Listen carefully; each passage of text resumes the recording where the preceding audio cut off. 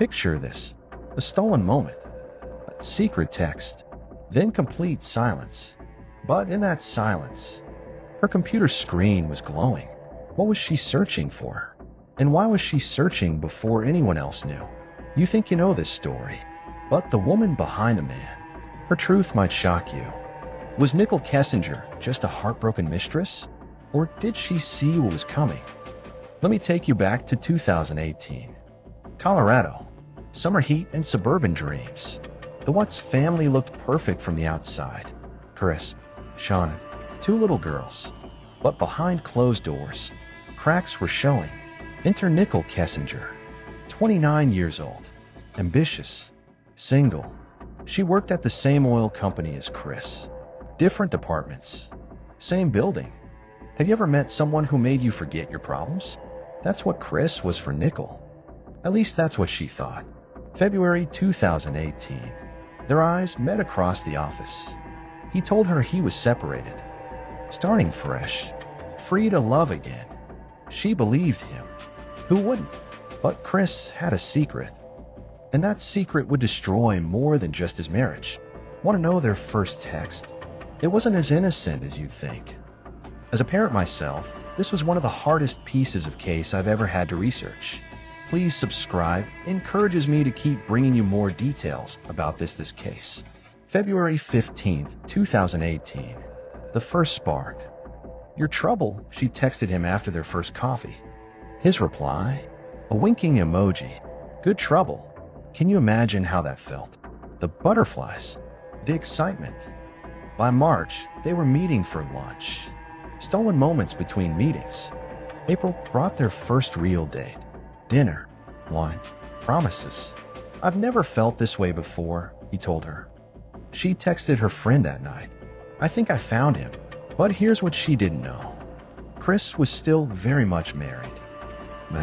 Their messages got deeper, more personal. I want a future with you, he wrote. No more pretending. She started planning, dreaming, believing in forever. June. The text turned into confessions. You saved me, he messaged after a weekend together. Her response, I love you too. But love wasn't enough to silence the voices in Chris's head. July 4th weekend. Fireworks weren't just in the sky. Best weekend of my life, she texted him Sunday night. He agreed. Many more to come. 3 weeks later, his family would be gone. August 12th. Their last normal conversation. Can't wait to see you tomorrow, she wrote. Me too. Love you. 24 hours later. Everything changed. But here's the question that haunts everyone. Did she see the signs? August 13th, 2018. 2 a.m. While Colorado slept, darkness crept through the Watts house. An argument. Voices raised. Then silence. By 5:15 a.m., Chris was loading his truck. Alone. Nichol woke to her usual good morning text. Hey, beautiful. Normal, right? That's what she thought too. She went to work, expecting to see him, excited for lunch plans. But Chris never showed up. Hours passed. No response to her texts.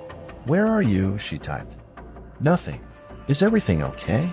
Still nothing. By afternoon, fear crept in. This wasn't like him. She called. Straight to voicemail. Chris, I'm worried.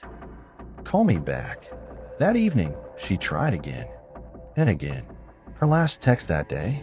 I love you. Please just let me know you're safe. But Chris wasn't thinking about love anymore. He was thinking about survival. The next morning brought news trucks, police tape, questions, and Nichol's world fell apart. But what happened next? That's where things get really strange. August 14th, 1:47 a.m. While the world slept, Nichol was awake. Her laptop open. Browser active. First search, Chris Watts. Then Chris Watts Shannon. Wait, stop. Think about that for a second. Why search his wife's name? At 1:47 a.m., the bodies hadn't been found yet. The news hadn't broken. So why was she connecting those dots? More searches followed. What happened to Chris Watts' family? This was hours before official reports, before press conferences, before anyone except Chris knew what really happened. Her search history reads like a roadmap, each query more specific. Chris, what's missing family? Sean and Watt's disappearance. Then something chilling. How long before missing persons case becomes homicide? A paralegal might search that. A lawyer. Someone with legal knowledge. But a heartbroken girlfriend? In the middle of the night? August 15th brought more searches. Chris, what's body found? But here's the twist. No bodies had been found yet. That wouldn't happen until August 16th. So, how did she know to search for something that hadn't happened? Coincidence? Intuition? Or something else entirely? The FBI noticed too. They questioned her for hours.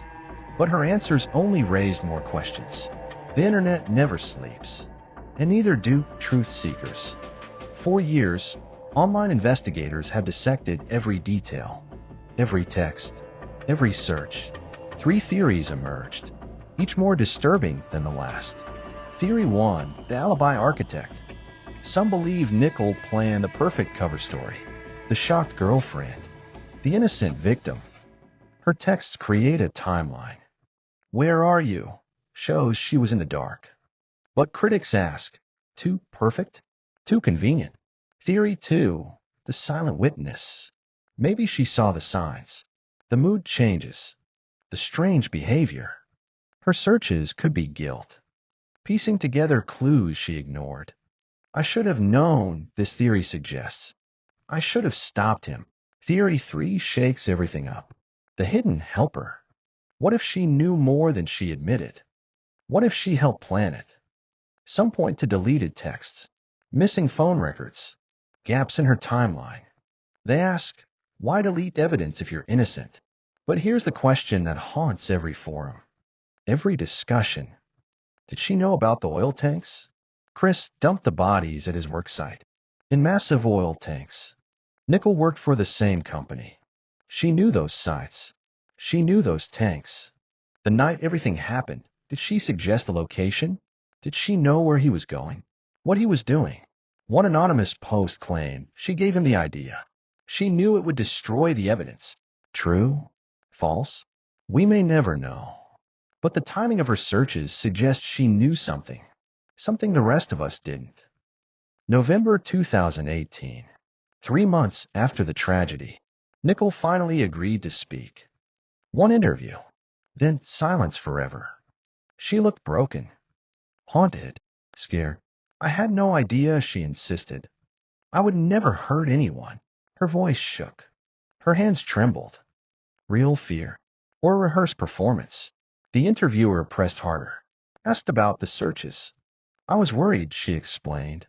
Something felt wrong. But critics noticed gaps. Inconsistencies. Stories that didn't quite match. She claimed she barely knew Shanann's name. But she searched it immediately. She said she was shocked by the news. But she was searching before it broke. December 2018. Chris received life sentences. Multiple counts. Justice for Sean. For Bella and Celeste. For baby Nico. But questions about Nichol remained. January 2019. She vanished. Changed her name. Moved states. Entered witness protection. The FBI said it was for her safety. Death threats were real. But some wondered, was she protecting herself from something else? Today she's still gone. Still hidden. Still silent. Chris sits in prison. He's given multiple confessions. Sometimes he mentions Nichol. Sometimes he doesn't. When asked directly if she knew, he stays quiet. That silence speaks volumes. So here we are, 7 years later. Still wondering, was Nichol Kessinger the heartbroken mistress? A woman who fell for the wrong man? Or was she something more sinister? The mastermind behind the madness? Look at the evidence. The timeline. The searches. Her computer lit up before the world knew anything was wrong. She connected dots that shouldn't have been connected. She searched for things that hadn't happened yet. Innocent worry? Or guilty knowledge? The texts paint one picture. Woman in love, blinded by promises. But the searches tell a different story. Someone who knew. Someone who watched. Here's what keeps me up at night. Those oil tanks. Remote. Industrial. Perfect for hiding evidence. Chris worked there. But so did Nichol. She knew every road, every access point, every hiding spot. When Chris needed to disappear 3 bodies, did he figure it out alone? Or did someone whisper the perfect solution in his ear? I want to know what you think. Mistress or Mastermind? The evidence points both ways. The truth might be somewhere in between. But one question haunts every theory.